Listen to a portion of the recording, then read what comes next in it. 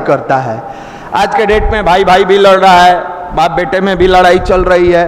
कुछ नहीं मिला है तो रूममेटे से लड़ रहा है, घर पे कोई बात है किसी कारण से। कम उम्र के बच्चे भी आजकल एग्रेसिव हो रहे हैं, काफी एग्रेसिव हो रहे हैं। माता पिता द्वारा 1000 किया गया कार्य उसको याद नहीं रहता है, और एक बार कोई काम के लिए ना कह दिया गया, तुम तो हमसे प्यार ही नहीं करती हो। अरे बेवकूफ, तो वो पत्थर से प्यार करती है या पत्थर से प्यार करते हैं?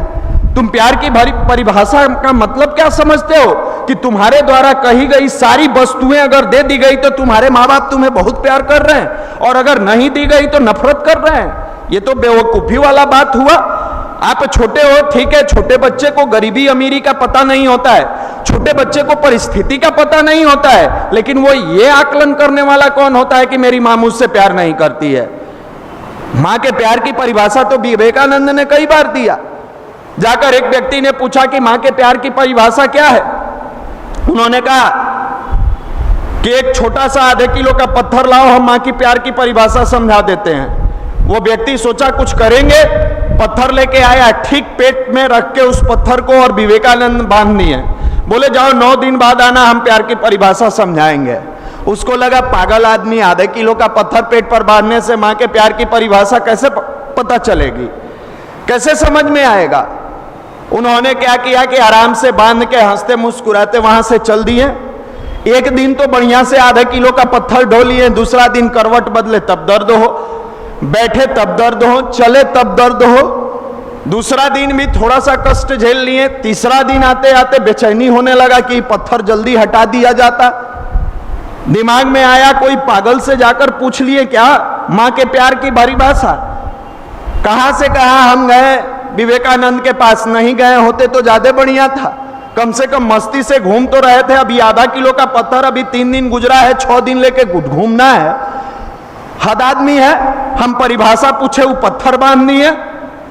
बेचारा चौथा दिन और हतप्रद हो गया, 9वां दिन जाते जाते बेचैन हो गया, छटपटाने लगा। पहुंचा स्वामी जी के पास और कहा महाराज मुझे किसी चीज की परिभाषा की आवश्यकता नहीं है, कुछ नहीं जानना, ही पत्थर खोलिए। प्राण ले लिया। करवट बदलते हैं तब दर्द होता है, चलते हैं तब दर्द होता है, बैठते हैं तब दर्द होता है, उठते हैं तब दर्द होता है। क्या कर रहे हैं महाराज, हटाइए इसको। मुस्कुरा के विवेकानंद बोले यही तो माँ के प्यार की परिभाषा है, जो हम लोग 9 दिन के लिए नहीं कर सकते वो हम लोगों के लिए मेरी माँ 9 महीना करके दिखाई है। इससे बड़ा परिभाषा क्या हो सकता है?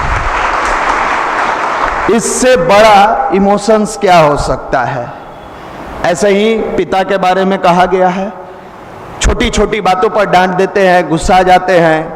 आपको लगता है मेरे पिताजी बड़ा निष्ठुर हैं, मेरे पिताजी बहुत डांटते रहते हैं। अरे वो दिन याद करो जिस समय आप पटना के लॉज में गर्मी के दिनों में पंखा के नीचे बैठ के पढ़ाई करते थे, उस तपती धूप में आपके पिताजी खेतों में किसानी का काम करते थे।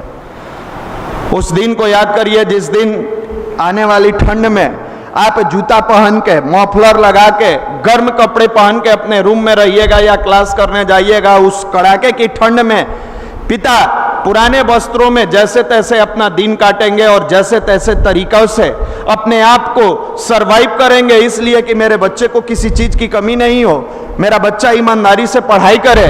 अरे पिता तो उस सूर्य की भांति है, जब उद्यमान होता है तो थोड़ी सी उसकी तपिश से शरीर में गर्मी लगती है, वो डांटते हैं, बोलते हैं, थोड़ा सा बुरा लगता है उस सूर्य की भांति, लेकिन जब वो अस्त होते हैं सूर्य, तो अभी जैसे चारों तरफ देखिए अगर लाइट नहीं होती तो अंधेरा हो जाता है, वैसे ही पिता की जीवन अस्त होती है तो पुत्र के जीवन में अंधकार आ जाता है।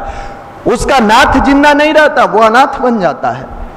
प्यार करने वाला दुनिया में बहुत मिलेगा, लेकिन पिता जैसा संघर्ष के रास्ते पर चलाने वाला कोई नहीं मिलेगा। पिता की तरह मजबूती के साथ आगे बढ़ाने वाला कोई नहीं मिलेगा। पिता की तरह आपको हर एक कदम पर सचेत करने वाला, संभालने वाला कोई नहीं मिलेगा मेरे मित्र। ये माता पिता के धरती का भगवान है भाई। आप उससे जो कल्पनाएं करते हो कि ये पूरा कर देंगे तो हम हमारे बहुत प्यारे हैं, उनका आशीर्वाद दुनिया के तमाम धन संपदा पर भारी है।